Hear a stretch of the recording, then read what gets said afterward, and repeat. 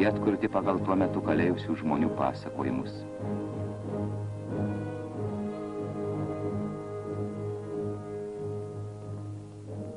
Devintojo forto teritorijoje užsidegė laužai, apylinkės apgaubė dūmai ir klaikį smarvė. Iš kapų atkasinėjo lavonus ir degino. Vokiečiai nustatė normą, kasdien atkasti ir sudeginti 600 lavonų, ir tai tęsėsi mėnesiais.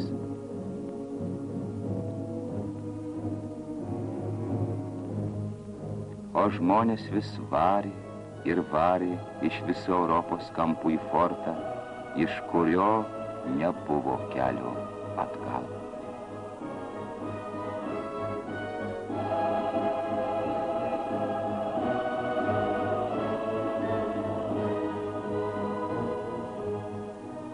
Šiuo baisiu metu, kai lagerio kaliniams atrodo visiškai turėjo nusileisti rankos, 1943 metų gruodžio 23 dieną buvo įvykdytas legendarinis pabėgimas iš 9-ojo forto.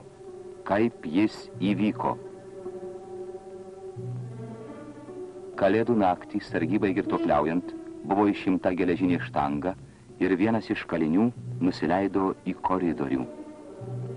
Iš anksto padarytų raktu jis atidarė kameros duris.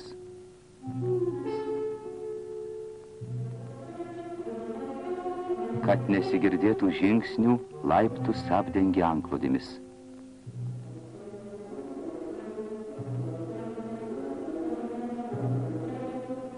Šiame tunelyje vienas iš pabėgimo dalyvių visą mėnesį beveik lygi kaulų nutrintom rankom geležinėse duryse gręžė skylę, pro kurią išlindo 64 bėgliai.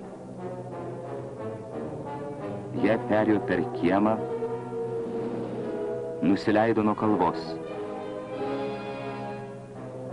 Ir čia greitai surišę medinės kopėčias perlipo per 6 metrų aukščio sieną. O vokiečiams paliko prisiminimų